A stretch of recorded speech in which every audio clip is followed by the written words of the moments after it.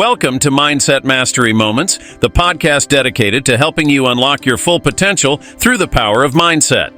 Join Dr. Alisa Whyte, a transformative creator and multi-award-winning trailblazer, as she guides you on a journey of self-discovery and empowerment. With a background in corporate leadership and workforce development, Dr. Alisa has dedicated her career to inspiring individuals to achieve their goals and dreams.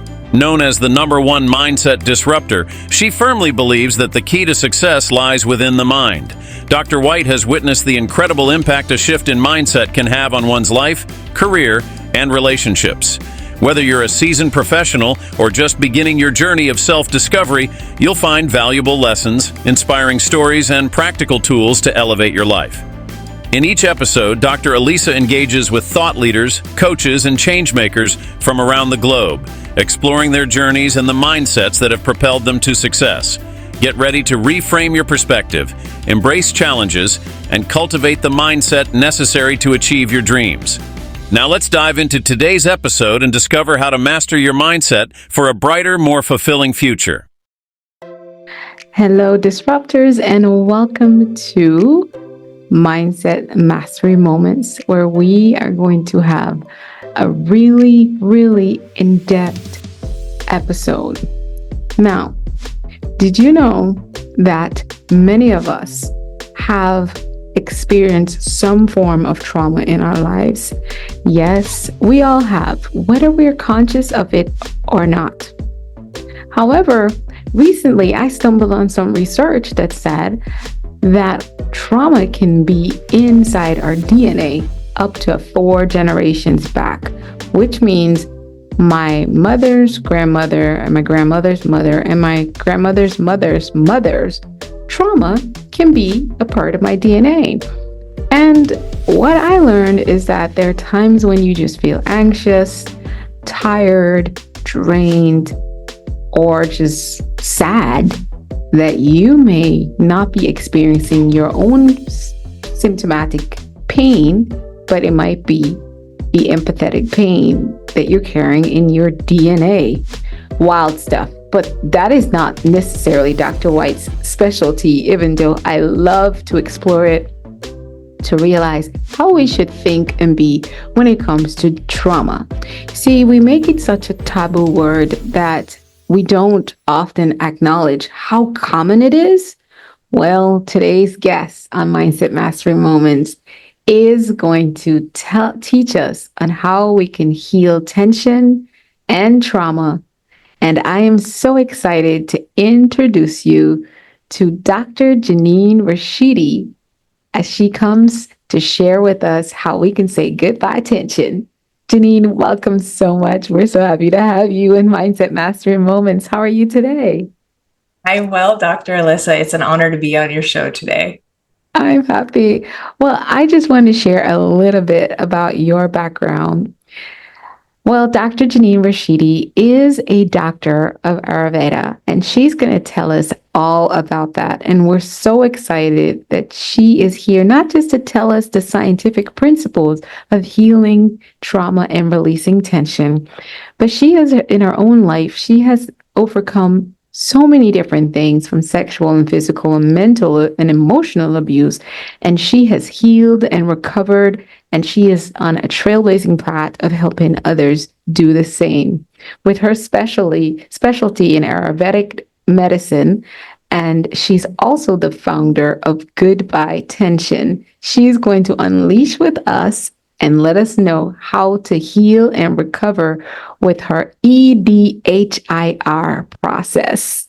Thank you, Jeannine. So in your own words, just tell us who you are, what you do, and why you do it. Okay.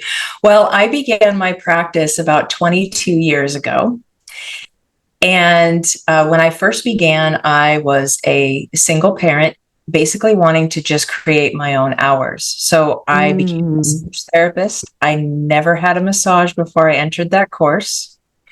And the first thing that started happening through that education was my own trauma was coming to the surface. Now, I already knew I had a lot of trauma. I knew I had PTSD, but it's definitely a disconnect, obviously, between the body, the heart, and the mind. Yeah. And as I began my practice, what I noticed was people started talking about their trauma as, as they were receiving massage. And I questioned, who am I to help anyone? I'm just, the beginning stages of healing my own trauma. Mm-hmm. Would resist it, and kind of redirect the conversation. But I realized at some point people felt safe and they felt seen, they felt heard, they even felt loved and accepted as they were, expressing their, previous traumas. Mm-hmm. And educating myself, getting, certified or educated in different modalities that it would at least give me the tools to hold space for somebody to process emotionally, even though there was already a natural innate ability. Mm-hmm. And as I, learned various modalities, I was healing through the process. Mm-hmm. Medical issue that came up about 12 years into my career. And when I went to Western medicine, they couldn't figure it out. And they diagnosed it as a spell. That was the official diagnosis, that I had a spell. And I thought to myself, well, do I need a witch doctor? And I'm only partially joking about that because I thought, okay, well, if you can't figure it out, who else can figure it out? Wow. And that's actually what brought me to Ayurveda. Mm-hmm. Because of this experience where I went to sleep that night and I had a dream that I was in India. Never wanted to be in such a place, never even thought about it. Mm-hmm. Was in a cave with a yogi who said the only way you're going to heal yourself is through Ayurveda. So I woke up the next morning, I looked it up, and turns out 10 minutes from the home we had just moved to was an academy where a doctor was practicing. And so I just followed the trail. And my whole life I'd learned to, follow the trail. And I reference this in my best-selling book, Abundance Beyond Trauma. And trauma, yeah. And so when I walked in and I met my doctor and teacher, Dr. Jayarajan Kodikanath, he spent 90 minutes with me. Have you ever had any experience in Western medicine where they even have the time or the freedom to spend that much time with you? You don't. No. So that was very curious. And I obviously I was very emotional. And he asked me interesting questions like, what am I eating? What is my daily bowel movements? What is my urine like? He took my pulse. He looked at my tongue. He looked at my skin, eyes. And at the end of that session, he said, I have a plan for you. And he was so confident.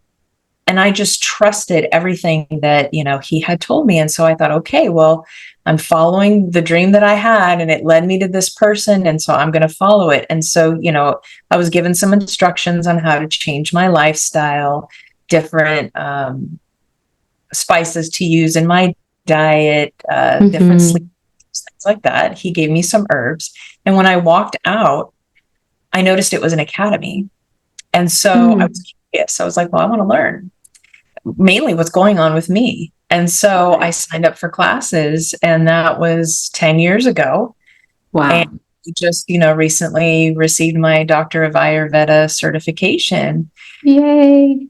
Which is really exciting. And so I do talk about Ayurveda in my book on a very big level, which is the most important. Diet and lifestyle actually can affect our mental state. Wow. So here I am 22 years later and, loving what I do, loving helping people. I think the most special thing about what I do is watching somebody show up in a certain state of mind and finish their session completely changed. And then watching how path changes because all of a sudden they're relating with their experience very differently than they had before.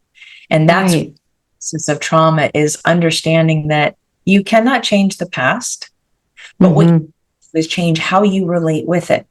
Yes. So while I'm going through this healing journey, I don't like to say that I'm fully healed because I assure you there are moments where things still come up. However, what I will say is I relate to it differently. I catch things before they become a full. Because you're aware. Right. Mhm. Wow. Wow. And so about the book, your best-selling book, which I absolutely love, Abundance Beyond Trauma. And so I know you share, parts of your own journey, the Yeah. trauma. And your story is one that's just incredible, full of incredible resilience. Can you share with us a pivotal moment in your life that started you on the journey, on your healing journey, and how you discovered the link between physical, mental, and emotional and digestive tension? Well, I knew at a very young age that the family I grew up in was very different than everyone else's. Mm, Parents were and still are methamphetamine addicts. okay. So the type of environment that I was raised in was very abusive on every single level. Mm, At a very young age, I knew my life at home is different than my friends' lives at home because I would wow. overs and I would notice things were very different, right? Mm-hmm. And I grew up in church. And so it was very confusing. Why are we going to church and learning these principles to come home and Uh-huh. live a completely different life? Completely opposite. Right. And so as a result, it always had me questioning, okay, so who is God? And is it a real thing? Because here's the people that I trust that are, following this. Violating everything. This is what's happening. So there's a disconnect somewhere. Mm-hmm. That was the first thing I noticed. There's a disconnect between what we believe and how we behave, right? Mm-hmm. Realization, honestly, was probably around 4 or 5 years old because I remember asking that very question. Why are we going here when we come home and we do this? Do this. Wow. And then as I, got older, I learned to be quiet. I learned not to rock the boat because the consequences weren't worth it. Wow. Decided, I was a straight A student, destined for medical school, but school was not teaching me how to live at home with what was going How on. to survive the craziness. Yeah. And so I ran away from home and Mm. 400 miles from Northern California to Southern California, and I learned how to live homeless. How old were you? I was 15. Goodness. And of course, that whole experience also brought more trauma. Right. Of course. But that's actually how I met the father of my children, was Okay. through this experience. And it was through that experience that I realized you can run away from a problem, but if it's still imprinted in you, guess what? You're going to attract what is familiar. And so that's exactly what I did. I was 15, he was 32. Textbook father issues, right? Yeah. And of course, in my mind, there's nothing inappropriate about that. I'm just mature. Right. You're mature 15-year-old. Yeah. What I didn't realize was that he had the same abusive tendencies on every level. And he was also a methamphetamine addict. Well, if that's all you know, that's all you Damn. know. That's all you know. That's where you feel safe. That's where you feel comfortable. As long as it's a little bit better than the last thing you did. Right. And so in some ways it was better, but in some ways it really wasn't better. No, it's more of the same.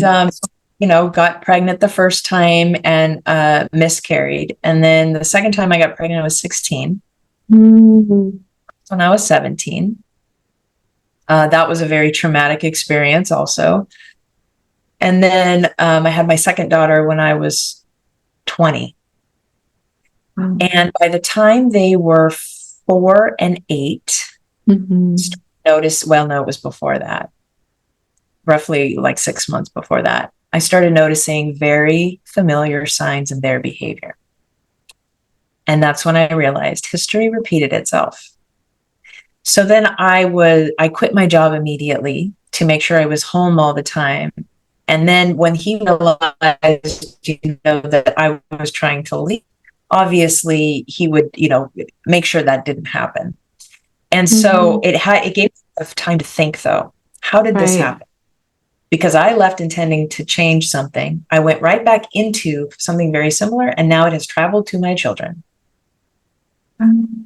So when we were finally able to leave, and it took 6 months of planning, luckily my grandparents lived about 1.5 miles away. And so For years, I had tried to leave and couldn't, whether it be because of my own codependency, my own fear of how will I survive, even though I was the main financial provider.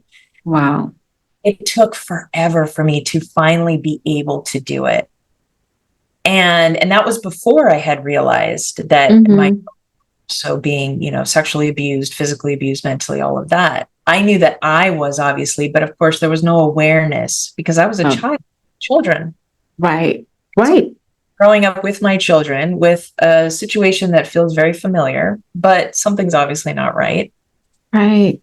And so for months, I would take little bits of clothing and items and I would store them at my grandparents' garage. And so my daughters and I would role play when he would leave during the day. And we would role play all the different scenarios of how we were going to leave this situation, because I knew it was going to be one of those moments where that's it. You get in the car and we're gone. And we're gone and you're not coming back. Yeah. And so the day finally came and I was collecting unemployment. It came at the same time every week. But of course, this particular week, it didn't come on time for whatever reason. So here I am. I've got enough out of the kid's bedroom that it's going to be obvious. The backpack is packed with like social security cards, ID, birth certificates, all that, hanging by the front door. And the money I need in order to pay for gas is not there. There yet. And I'm like, what am I going to do? So the next morning, the opportunity presented itself. And I was getting in the van and was pulling it up. I left my children at the time were asleep on the couch. I had put them to sleep with their shoes on because I knew that it was something. It's going to be go time. Yeah. And he noticed, so he kept taking the shoes off. So I thought, okay, worst case, they're going to leave with no shoes. Without shoes. Yeah. So when I left to go basically move the car, we lived in a cul-de-sac from the street to the to inside the apartments because he was paranoid. He was coming down off of methamphetamines. He thought the car was going to get repossessed because we were a month late on the payment. Paying it, yeah. And all of a sudden, my kids who were asleep 2 minutes ago are now downstairs and they're both crying. And I was like, and I just heard this voice like, now, you have to go now. Now is the only time. But I still need to go back upstairs. You get that check. Yeah, well, the bags, yeah. That didn't even cross my mind yet. So I gave my eldest daughter the signal and I said, get in the car, lock the door. The car was actually on. Well, no matter what you see and no matter what you hear, unless it's me or the police, you do not unlock this door. And she said, okay. Oh my God. So I run upstairs and there he is standing there. And he's like, so what are you doing? And I was like, and I don't know what came over me, Dr. Alisa, but I just said, oh, I'm going to go take the kids to a sitter. Then we can party all day. Like I just was appealing to like the addictive behavior that he whatever had. He needed. Yeah. And he goes, okay, well, I'll go with you. And so I noticed that he had no shoes on. And so I said, okay, great, go grab your shoes. And I mean, everything happens so fast. So he goes to get his shoes. I grab the backpack and I'm literally running down the stairs. My feet fell out from underneath me. So I'm sliding down the stairs and my eldest daughter's eyes are so big. And I give her the signal with thumbs up, unlock that door. So you can jump in. So she unlocks the door. I put it in reverse. Cell phones had just come out. And so I called grandma and grandpa. I said, it will take him 7.5 minutes to run to your house now that he realizes what I'm doing. Yeah. I have no money for gas. Now, the real kicker is, where was I going? I was going back home to live with my parents. It was the lesser of two evils in that moment. Right. And they were on a clean, that was a moment of them being clean. Clean. They were on their clean sprout. So I got to grandma and grandpa's, pulled into the driveway. They loaded it up. Grandpa handed me a wad of cash and he said, go, we'll take care of it from here, should he show up. Now, I drove around for an hour before I got on the freeway thinking, who's going to take care of him? And I say this because I know that there are women out there who have had this experience because of the psychological damage and conditioning. Yes. And I want to make sure people know this is normal. If you've not had this experience, don't judge it because you don't judge it. You don't know it. Yeah. Yeah. So it basically took me an hour to realize, wait a minute, the most important thing is me and my children. Right. A man who can take care of himself. And so then I, journeyed to Northern California. And then, of course, I started my practice. Went to massage school, started my practice. I had a marketing background, so I wasn't concerned about the ability to do it. It was just I needed to do it to survive. Yeah. And, through my practice is when I started noticing that there's a process that I'm doing. There's a certain line of questioning that's happening as people were, discussing their trauma with me. And that's actually how the EDHIR process came to be. The name, beautifully presented itself as I was writing my book. Mm-hmm. And here, up at 3 a.m. and I saw the acronym EDHIR. And when I looked it up, it actually is how the Webster Dictionary pronounces the word to adhere. To adhere, to follow the principles of, and to represent truly. And I was like, that's it. That's exactly it. You are adhering to your own innate process that is naturally coming out of you as a result of your experiences. Wow. The acronym, it stands for explore, discover, heal, integrate, and relate.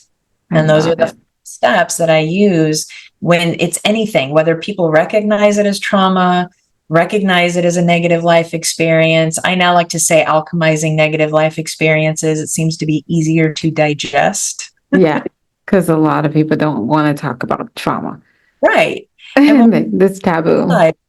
Yeah. A majority of our conditions that we may have, let's just use like anxiety. Okay.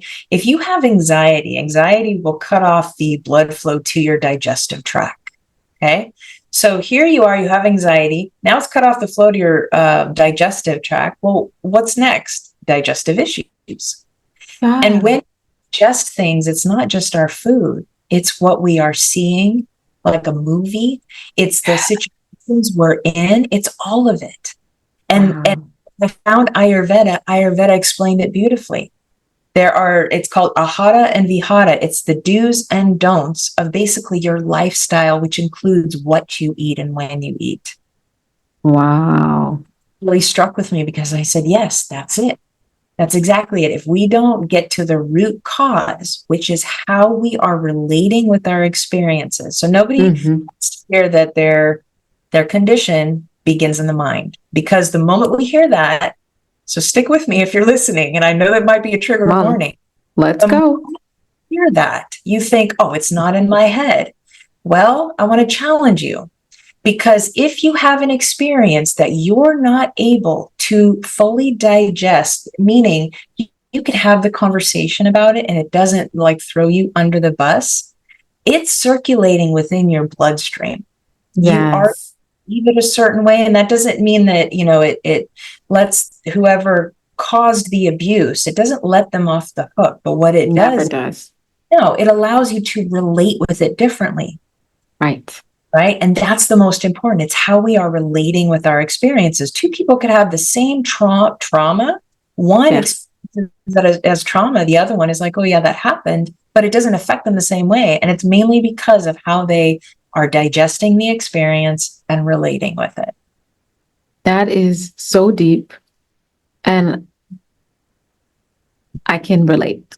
And this is why we have mindset mastery moments. This is why we have mindset mastery 360 global movement, because everything begins with the way we think. And I just wrote a quote just yesterday that how we perceive our experiences is something saying the same thing. How we think and interact with our experience is basically the same thing, is going to determine the results from it. And the big thing you said is, and a lot of families, even in my own family, because we had a lot of traumatic things happen. And when I talk about it, it's very different from the way other family members talk about it. And I remember before I understood how the mind and the psychology behind trauma and how people perceive it differently, even though it's the exact same thing, it's like I didn't know it. And when I do, I understood why. So I would let someone argue and tell me I got it wrong and say yes, just to move on. But come back knowing my experience is mine, their experience is theirs. I even saw it to where someone will completely interpret it so differently that they recall events to suit a storyline. And I've watched them change the storyline because they wanted to relate the story in a certain way to a certain person. And we think, what a liar. Right. And I refrain myself to say, well, if they're not a liar, what's happening?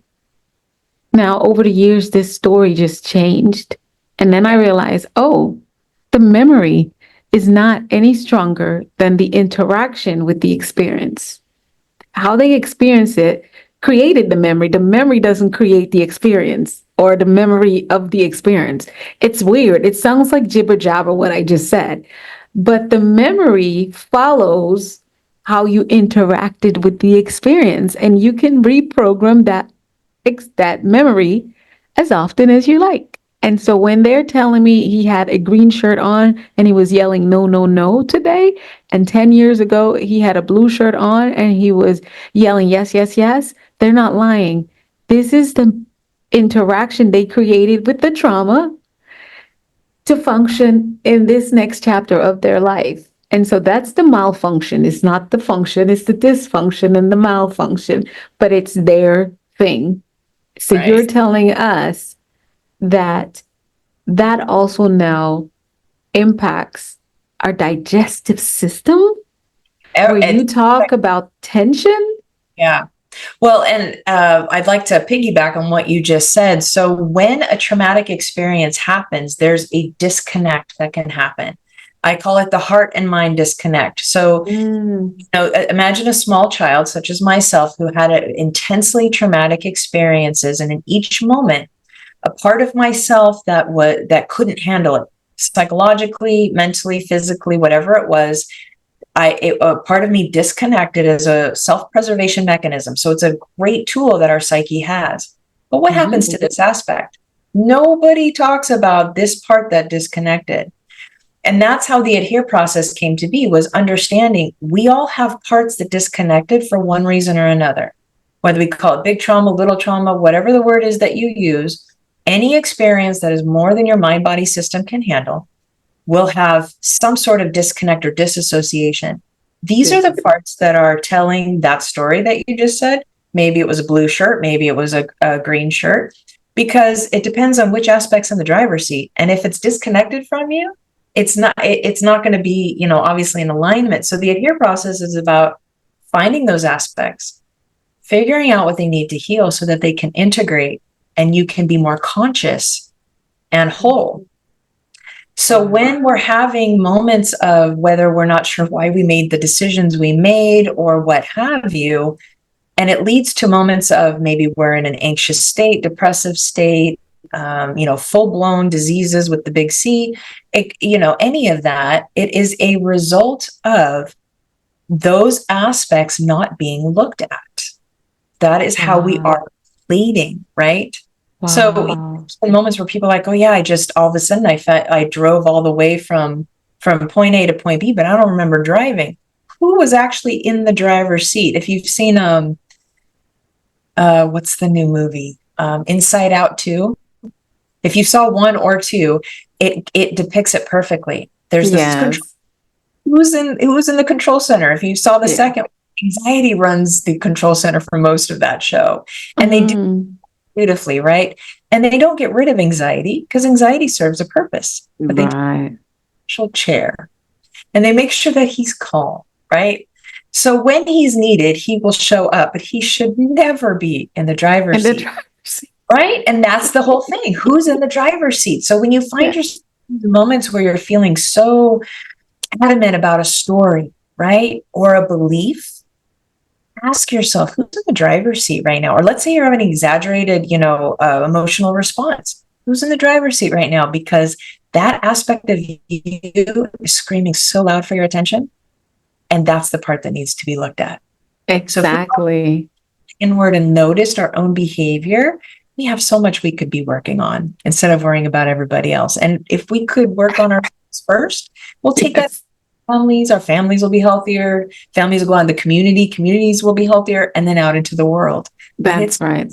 We have to starts here. Yeah. Oh, I love it. I love it. And when you said that if we just take care of ourselves, and it reminds me of the little girl that went viral in the car. She's like, no, I got it. You worry about your own self. I don't know if you've ever seen that viral video. And that's what I really want to emphasize everything I do. It's like you call me to speak to leaders. I could be speaking to government officials, whatever, and I'm like, here's what's gonna happen. I'm gonna speak to each of you as an individual because you can't lead nobody if you did not figure out yourself. Yes. So when you talked about that, I have this thing that I also say. I'm like, okay, that's 13-year-old me. And I'm Yes. like, listen, little girl, you're safe. I got you. I I got you. give them different names. Like I recently Yes. an aspect that I could see in my relationships was continually projecting. So I named persistent projecting Peggy. Persistent projecting Peggy, okay, she's real good about projecting all of her past stuff onto all the situations because all these Uh-huh. situations in my life, they're new. I do real good in dysfunction and trauma. That's what my life, Yes. right? Yes. Other Yes. experiences are new. So she needs a new job. I can't get rid of her. She's a part of me. So I Son was of like, a persistent, bam. Peggy, we're going to give you a new job. You're no longer allowed to assess any situation. You are only allowed to observe and report back, what do you observe? Because that's the only way that part of me is going to mature, right? Because the moment Yes. I first see it, I'm insecure, I think something's wrong. Like we've all had it, right? Right. But you're giving her a job and she serves a purpose. And Right. she needed to be heard, loved, and accepted. I was like, great, now let me give you a new job. And so that's her job. And so Persistent projecting Peggy. when she shows up as the projector, I'm like, hold on, you're not observing.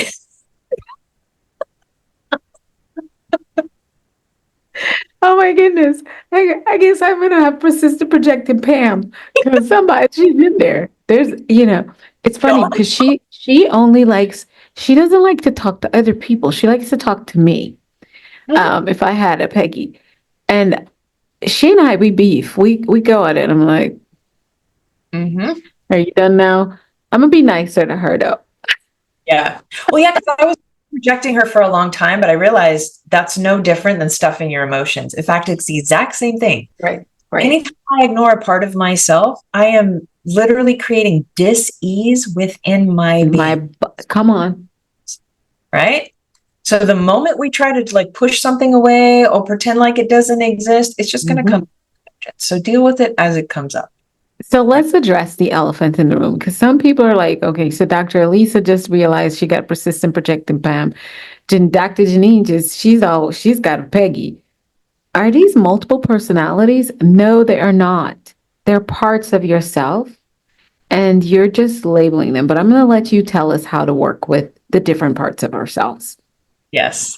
So let's go ahead and like kind of go through the EDHIR process on a surface level. So the first thing we're doing is we're exploring, right? So when I discovered persistent projecting Peggy, I was exploring, why do I feel insecure in such and such a moment? Why do I feel like my friend may betray me? Because my friend is trustworthy, right? But my past experiences have shown me that the people closest to me are going to betray me. Yeah.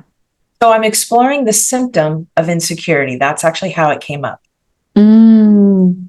It's when I discovered there's a part of me that believes something. And the belief is that somehow I will be betrayed. So if I don't overgive, whatever it is, compromise myself in some way, and the relationship that I'm projecting is in crisis, but really it isn't. That's what I'm discovering is that part of me. So now that I've discovered, the next thing is to heal. Well, what does she need? Because she's played a really important role in my life. Yeah, right? she's protected you. Totally has. So first I got real emotional. And when I use this process with others, 99.9% of the time, people start crying at the heal stage or the discover stage. Yes. And they're like, oh my God, it's me. And so when I was faced with her and I could see how much she helped me, I first, for how much she protected me throughout the years. Then I allowed her to speak. And she basically gave me all the reasons why, obviously, the projection to the friendship was not going to work. I heard her, right? Mm. Then I loved her. I thanked Mm-hmm. And then I gave her a safe space and I explained, yes, you've done an amazing job up to this point, but this is new territory that even you're not familiar with. Right. I'm going to take full responsibility for you. And I'm going to make sure that I listen when you show up. I'm not going to believe, I'm going to listen. Okay. That's all. Commitment. Hear, love, and accept you and create a safe space. And now that I'm taking full responsibility for you, I'm asking you to trust me to give you a different job. And so was your new job, right? New title is observer. Because until we learn to observe, we cannot change our habits, right? Right. Exactly. Preventing us from living the life we want. Yes. So she agreed, right? There was an understanding of, oh, okay, sure. She wasn't 100% on board, but enough that she trusted me. So I was like, okay. And so I give her this new job. And then I invite her to integrate with me because she's been kind of outside. She's been the outside projector, right? And the way that we came together was we danced. I did a dance in my front yard and I imagined holding her hands and we were dancing almost like a ring around the rosy. Yeah. And of us became one because remember, I'm trying to integrate a disconnected aspect once it's healed. Don't try to integrate something that's not healed. That actually could cause a fracture. Cause a problem. Yeah. So here we are, we're integrated. And now I've taken responsibility. If I take responsibility, that means my higher self, my great observer, has taken responsibility of her and given her a new job as observer. That means when she shows up, I am held accountable to keep her on the right path because she has known something different, right? Yeah. When she shows up, I just catch, oh, you're actually trying to assess. Let's come back and observe. Right. And what doing the final stage, helping me relate. I am relating differently with Peggy. I am relating differently in my friendships. I am not experiencing that level of insecurity. Therefore, I am now relating differently with that part of me. And that part of me was created because of the trauma. Right. And she's my friend. She was always my friend. She just needed some upgrades. She needed upgrades. She needed a reset her mindset, and she needed to know that she can trust you in this time of your life because you didn't always make the best decisions for the both of you. Right. So that is so well explained. Wow. So powerful.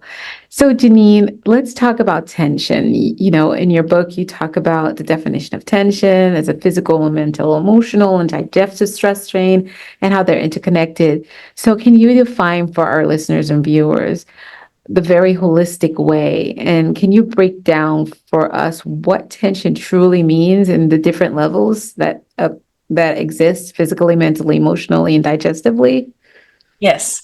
So the best way to understand tension is when you take a rope and you pull it tight. Okay. You're holding two ends of a rope. You're pulling as tight as you can. You are literally being pulled in two different directions. So because you're being pulled in two different directions, it is creating tension.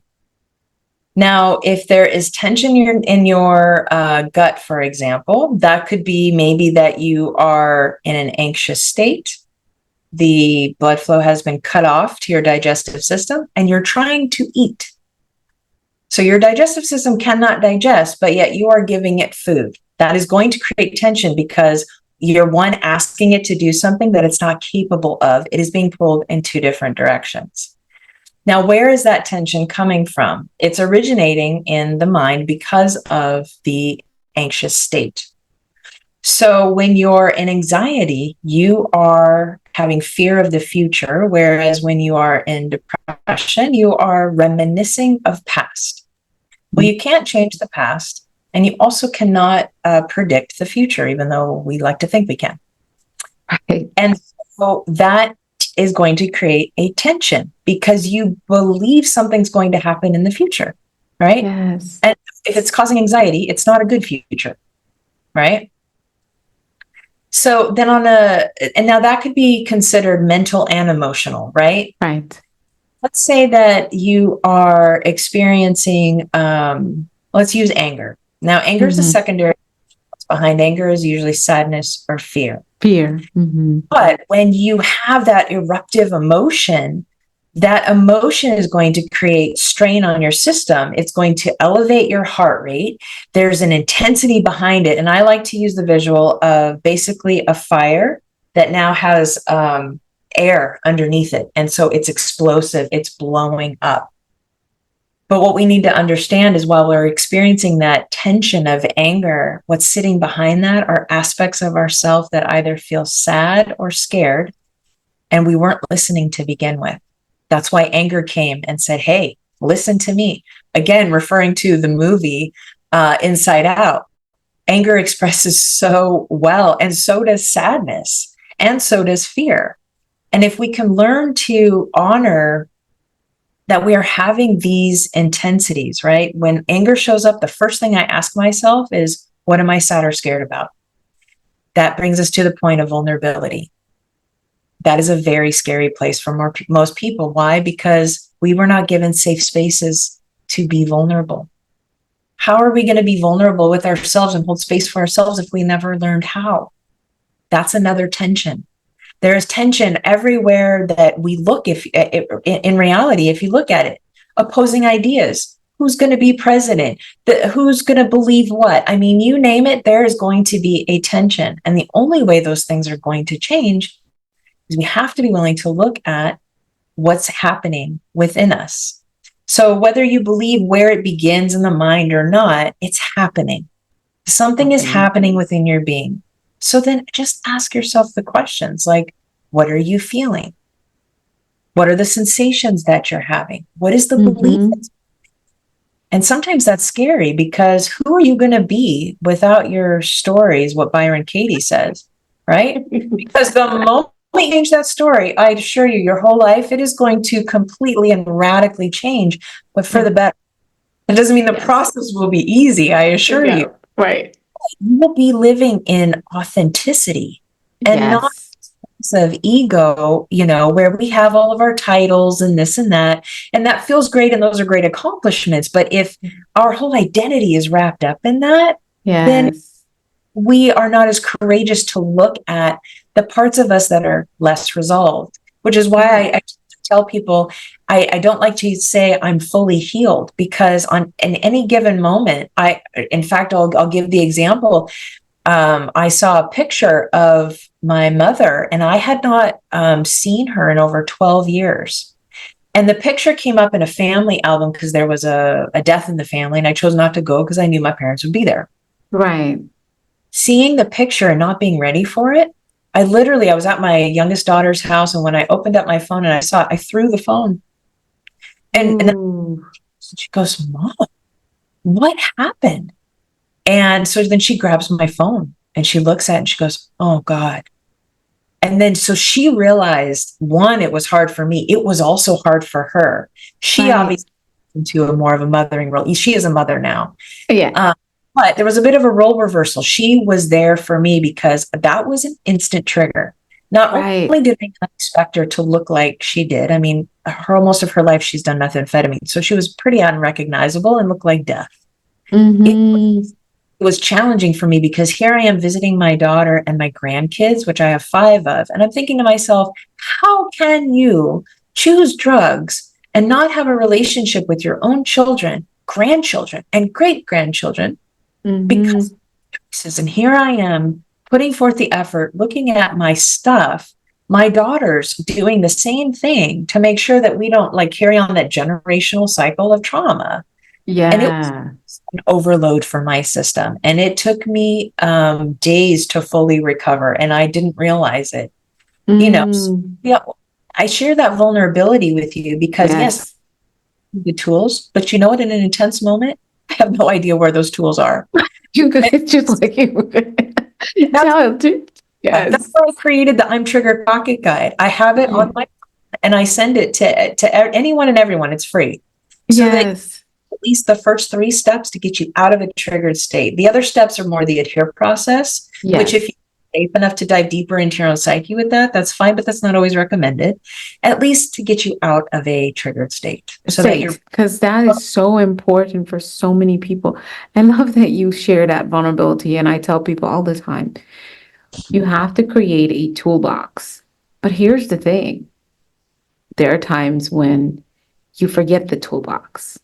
Yeah. So when you talk about tension leading from one area to another, why is it essential to address all aspects of tension when it comes to healing from trauma? Well, because you're a whole being. You're not just part of it. You're not just physical. You're not just emotional. You're not just energetic. You are all of it. Wow. If I cut you up into pieces and say, well, we're only going to address the top half of you, well, what's going to happen to the bottom half? It's just a matter of understanding that we are a whole. We need to be looked at as a whole. We are trying to come back whole. Yes. It's the simplest way to describe it. Oh, I love it. I was thinking about the moment of trigger because I know a lot of people have triggers and they don't even realize what a trigger is because they don't even realize they've endured trauma. Because, see, a lot of times people would hear about being raped or suffering a head injury at the hands of a family member like I did and think that's trauma. Yep. But can you tell us some of the forms of trauma that are often minimized or overlooked in society that causes us to have these maybe minute triggers, but it's still creating that tension? Yeah. It's still causing digestive health, and it's a silent killer because I believe that dis-ease in the body, mind, and soul creates disease in the body. Yes. So I've lived it. I am a living, walking, breathing what disease can do. And that's why inauthenticity in any form should not be tolerated, which includes stuffing, which include pretending. I'm not saying you have to blow up at people and you have to yell no all the time. Just have to say, this is where my boundaries and guidelines are. This is where you are. You're over here. Now go back over here. Right. Whatever. It's not to get mad. It's not to try to figure out what's wrong with them. This is my space. I got, like you said, work on your own stuff. I'm responsible for me, and then I can pour into other people. So tell us some of those, and how do you help your clients recognize that it's tension and to heal and recover, in that process with you? Some things that may not seem like traumatic, and that's why we could use whatever word resonates. Mm-hmm. So let's say you're growing up and, actually, I referenced this one in my book. So a 2-year-old is drawing this beautiful picture for his mother. He's putting his heart and soul into this, right? Now, mom has 4 other kids, and mom is in the kitchen cooking dinner. He runs in, he says, Ma, look what I made you. She does not even look. She shoos him away and says, not now, son. Mm-hmm. Not seem traumatic. And for some, that may not be. But for that little guy, guess what? It completely broke him down. So rejected. That from on, he now went searching for all of that acknowledgement to be seen. Because remember, he wasn't seen. He was trying to show something. And he didn't. He was shooed away. And he wasn't heard, nor was he safe. Right. Because his heart was open and he was rejected. So now, as an adult male, he's married, needing attention, way more attention from his wife and all of the females around him, which is creating tension, right? Because he's continually needing that acknowledgement. That would be one case. If you're in any case where you were not seen, heard, loved, accepted, or felt safe. And it's very unique to each of us because experienced and what you've experienced are going to be, we relate with it very differently. Right. And so exactly. You're never compare it because even little boy, for somebody else, another 2-year-old, it may not have affected them that way. For that one, it did. And you carry that into your relationship. So then you have to answer your question, how do I deal or point that out in clients? I usually will ask them, about their own behaviors, or they will come to me and say, why do I always need to jump from relationship to relationship? Mm-hmm. It's like that. Or I've been trying to leave, my partner for X amount of years and I can't. Can you help me leave this person? Mm-hmm. Do anything except look at yourself. And through the journey of looking at yourself and healing, whatever that is, Mm-hmm. different decisions, and the decision to leave may happen and it may not happen. Yes. That's where it begins. So it's anything Yes. where you notice something's not right. Either your life's not going in the direction that you want it to, certain behaviors or cycles keep happening. Why do I keep ending up in abusive relationships? Why do I always have confrontation with my boss? I mean, you name it. It's any form of discomfort. Experiencing is an opportunity to dive deeper and go, what is that about? Why does it bother me so much when that person's whatever they say? And keep going with that why and do a root cause analysis until you unlock it and uncover it. Absolutely. And the next block is our own fear of what we will discover. Oh, yeah. Right? Because you may see parts of yourself where you're like, wow, okay, that tendency is a bit narcissistic. Maybe I need to do something about it, right? Come on now. Who wants to see that? Until you're willing, courageous enough to do that, nothing will change. Yes. Aspect of you became like that for a reason. It had a specific goal. It did its job, but it's in a state of disconnect. Because it's serving you. And that's what the EDHIR process is about. Find those parts, love them, see them, all the things. And then once they're healed, you integrate and then you relate differently because they're on board. They're now all in the car, right? They're not like running around the car, trying to drive the car. I often visualize it as this big minivan, or actually more like an econo van. And different aspects, they're either sitting there, they've got a job, they've got their seatbelt on, we're having a good journey. Others are hanging out the window, they're running around the car. I mean, you name it. Maybe they're drinking in the back because they're teenagers and they're rebellious. I don't know. On any given day, it's going to be something. But it's love the imagery. Into it. Learn to laugh at yourself, right? Yeah. Yeah.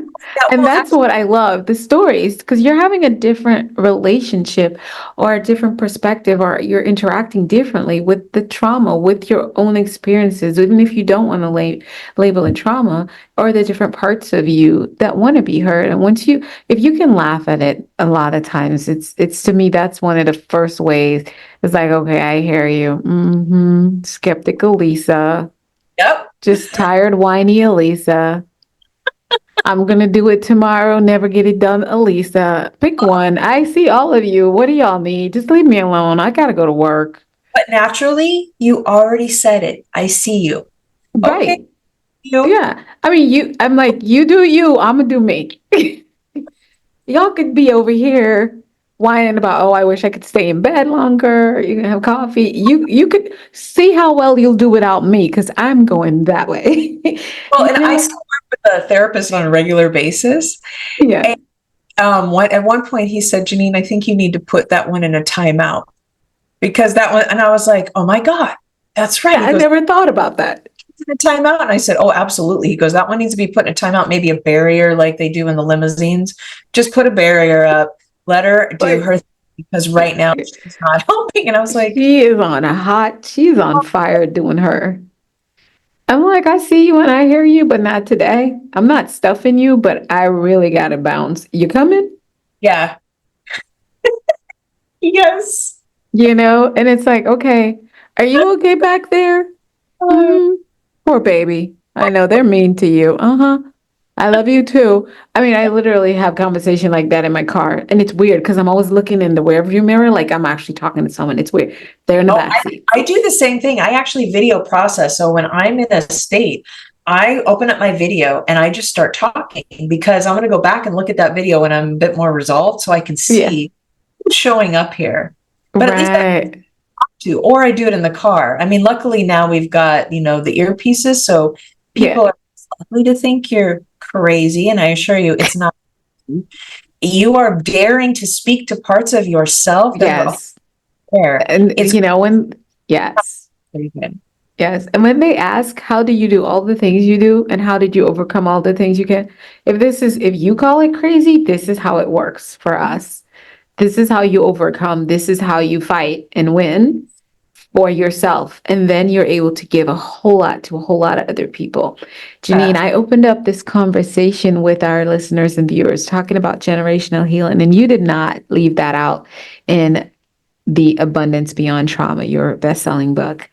Can you expand and tell us your mission in including the healing of generational trauma? And can you share and tell us the belief and why that's important, especially in the context of your book and your work?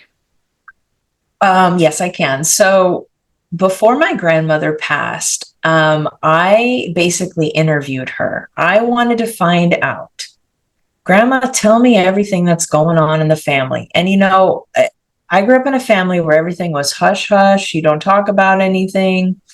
But once my grandfather passed, and, as we get older, it's easier to just speak freely in many ways, or at least it was for her. Yeah. And so I felt safer to finally open up. Mm-hmm.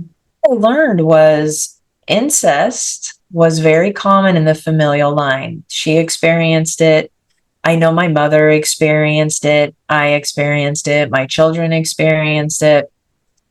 So that was one. The other thing is addiction. Addiction was very common all through the familial line, as far back as like she could remember. Mm. Almost all the females in our family were on Zoloft. That I found it. It's like, how do all of us end up on that? Like, wow. point I was, but then I felt numb. So where you all didn't even know that you were on it. Yeah. And so having lived the experience of leaving home, wanting to get out of a traumatic situation, going into a traumatic situation, and then realizing that my children had experienced similar traumas was the first clue. Like, okay, this is a problem. Mm-hmm. And so I started asking, once I was a bit more resolved with the trauma that I experienced from my parents, what happened to my parents? How did they become that way? Yes. What happened to my grandparents? What happened to my... So when you start asking these questions, you start relating with the family and generational trauma differently. Mm-hmm. As I had stated earlier, we are carrying that with us, and we don't even... And that, again, through behaviors where we're like, I don't know why I always need the red jelly bean. Okay. I'm just picking something out. Yeah. And who knows, that red jelly bean was monumental generations before, and you've carried it, and all of a sudden that's just the thing, right? Yes. I'm just trying to use humor in something, easily cool. Right. But it's anything. It could be that too. Yeah. Where I don't know if it's called family systems or I'm forgetting the modality. The book is called It Didn't Begin With You. With you. Mm-hmm. Yeah, so I took his workshop. His name was Mark. I can't remember the last name. But he actually did a training where he brought in someone who was Jewish, and the ancestors were in the Holocaust. Mm. I wish I could remember the full story. There was some behavior that the woman had that she couldn't understand why she continually felt a certain way. Yes. When they did the generational healing, Mm-hmm. not coming to me yet. Basically, people stepped into different roles, and it came out that she was basically carrying the trauma of that time period. The Holocaust. You hear that a lot. Fully with her. Right. It's now becoming more common for that you're hearing and reading about it more than we did. Yeah. Only Constellations. That's the one. Yeah, I was going to say it was Constellations because I had a guest on. She's going to come out not a few weeks, but she did that we talked about it on the show. And it's going to be so fun when you hear that. You're going to love that one too, because she realized that I had been doing family constellations as a young girl, because what you did, you sat and talked to grandma.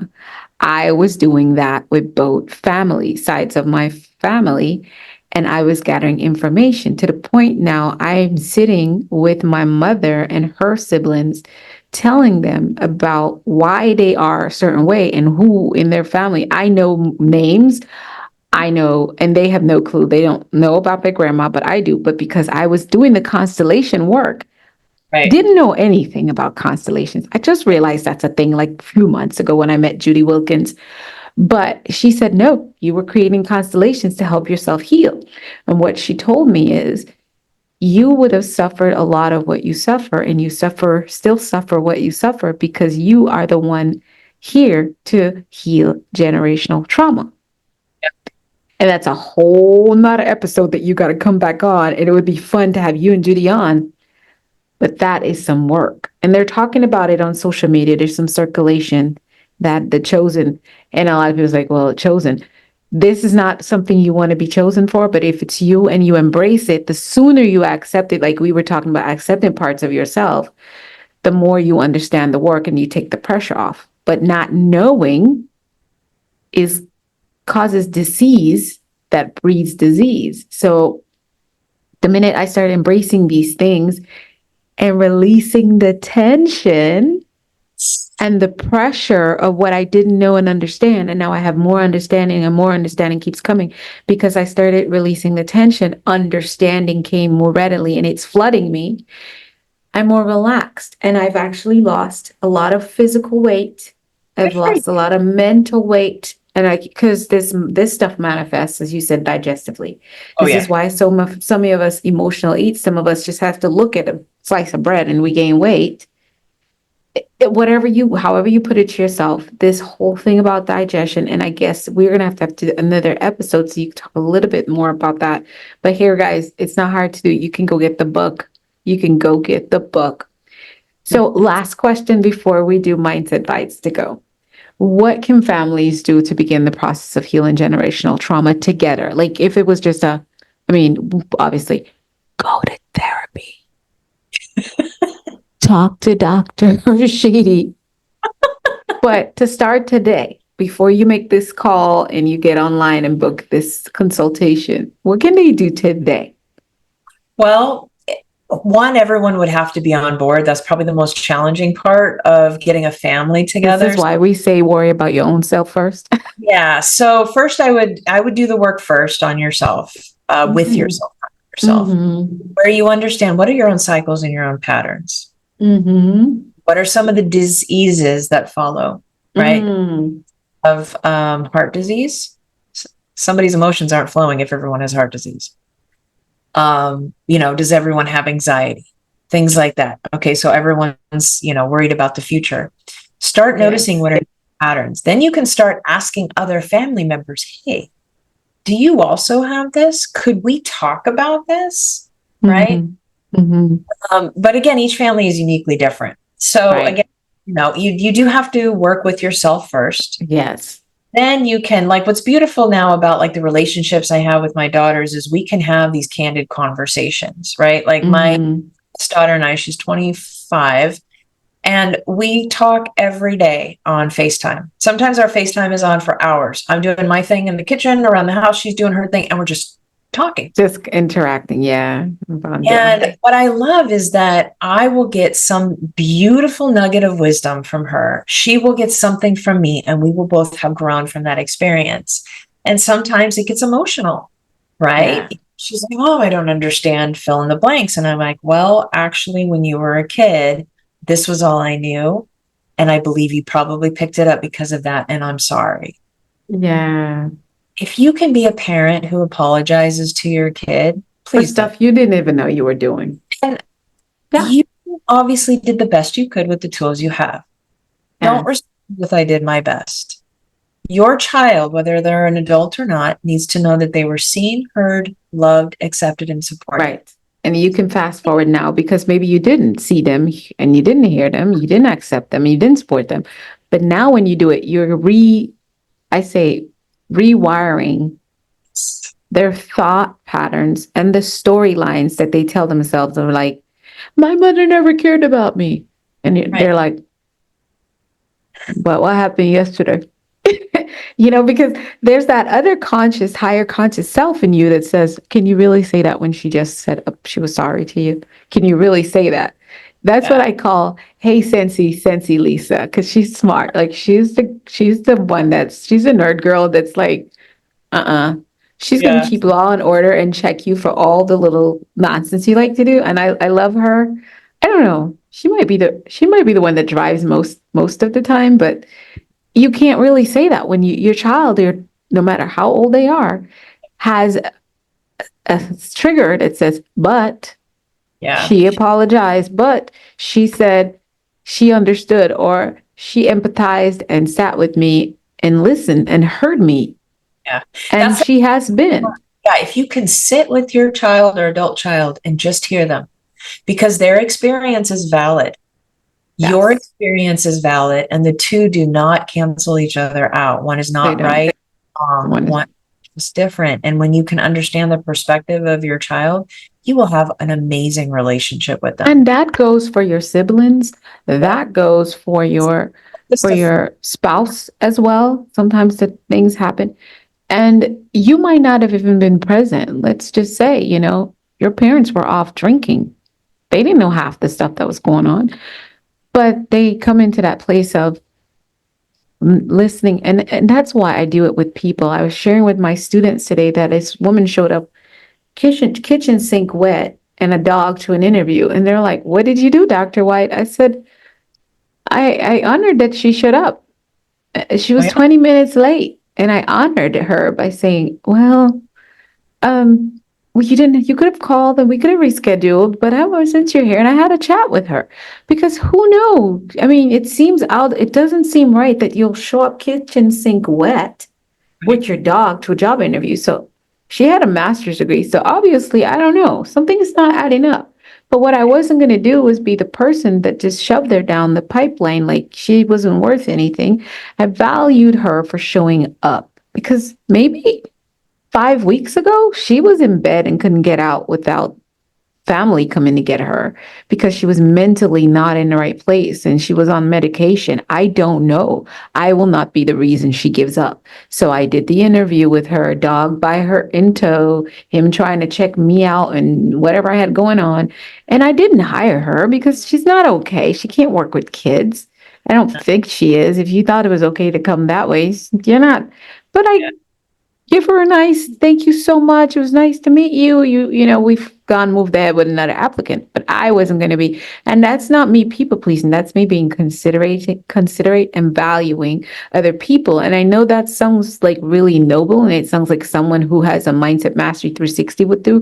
But no, before I had Mindset Mastery 360, before I did this podcast that no one pays me for, I was doing little things like that in my life. Now, with my healing journey, I'm just able to do more.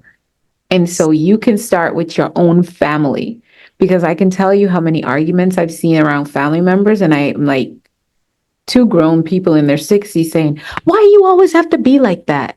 I'm like, she has not healed the way you have. So when she's having these moments, you arguing with her, it's a trigger for you when she cries. And it's now, y'all are at wits, because you wouldn't say, I understand that you're still hurting over what happened with mom. Yeah. And that's all she wants. She just wanted to know you see her and you hear her. So when they're going off, I get them to hush up and I go, oh, I'm so sorry. I can only imagine how that feels. We did that the last time I saw her 5 years ago, but she's due for a touch up. Don't give her a touch up, because her healing journey has not brought her to where she's healed to understand that pain. Yeah. So even though she's way older than me validating, and she's done like in less than 15 minutes now, because we validate and we're not fighting and telling her, why you always have to do this. Now she has me to say, I understand. Oh, I'm sorry you have to go through that. And then, you ready to go back? Let's go eat something. And she's way older. Like I said, she's way older, but that's her journey. Jeannine, it's just been so fabulous, so mind-blowing and transformative what you share with us today. So we always love to ask before you go, what is success for you? Abundance beyond trauma. Obviously, you have found how to create abundance. So how do you describe success? Oh, wow. success is really how I feel within myself on a daily basis, because I know what it means to feel so down that you want to take your life, to live with PTSD, among other things. Yeah. And so success is waking up every day and knowing I have a purpose. My purpose is to continually work on myself, because I am now in a place for the last 20 years of supporting others. So I can only help someone up to the point of which I have resolved it within myself. Right. Any given time, if I meet someone and they stir something up with me, I'm like, wow, I'm going to have to do some more work on myself before I can actually assist this person who's asking me for help, because I need to have it, essentially healed within myself to a level of which I can support the other. Right. Right. Success and abundance it's a vibration. Am I authenticity, or do I feel like I need to put on a mask? Because the moment I feel like I need to put on a mask, I take a step back and go, something's not right. I don't want to have to edit what I say. I don't want to have to necessarily even think about what I say, because it should all flow like a flowing stream of consciousness. Oh, I love it. So to me, it's authenticity and the vibration that we hold and the commitment that we have to ourselves. I love it. I love it. Jeannine, it's just been such an awesome episode. Tell us, how can we get a copy of your book and how can we connect with you? So you could actually get a copy of my book either on my website, goodbyetension.com, or you can go to Amazon. It's called Abundance Beyond Trauma. You can get it in Kindle audiobook, which I did in my book, or paperback. And then there's also the Abundance Beyond Trauma workbook, which will actually give you the opportunity to look at the moments where you are triggered and how do you even identify that you're triggered, looking at the how to get out of a fight, flight, freeze, fawn response. There's lots of good nuggets in there. Yes. And she also has that freebie that if you go to her website and you click it, you'll get the pocket guide. Yeah, the Untriggered Pocket Guide. The Untriggered Pocket Guide. I have to get mine. I don't think I've downloaded mine yet. But even with the audiobook, the workbook came as well, if I remember correctly, right? Yeah. Yes. So either or, all of this will be in the description wherever you're watching and seeing this. Jeannine will be back. She is a global impact envoy with Mindset Mastery 360 Global Movement. So you can always find her around in just in another few months. I don't know, whichever time she has available, she'll be doing a master class with the community, and you all are going to be invited as well. We'll be promoting that as well. So you'll get some more of her, but go ahead and connect with her. I am going to, when I go to California, set up time to meet with her so she can do some of her healing work with me. Dr. Jeannine, thank you so much. I appreciate you. And this has been so powerful, and you have to come back and redo another episode and talk a little bit more about handling that tension. And I'll see you soon. Thank you. Listen, disruptors, that's all the time we have for you today. We've definitely given you a good 2-part episode. So follow Jeannine, connect with her, let her know you heard her here, get the pocket guide, and remember that everything begins with a thought. How you think is what you speak, you do, and that's what you become, the results you get. And today we learned that it all plays a part. Wherever you're feeling the tension, wherever you're not thinking, how you're thinking, interacting with things that have occurred in your life, period, whether you call them trauma or not, is going to affect the way you think, and that will affect everything for you. So remember, mindset is the key to your success. And Dr. Jeannine Rashidi and I are saying bye for now. Bye. Bye, everyone.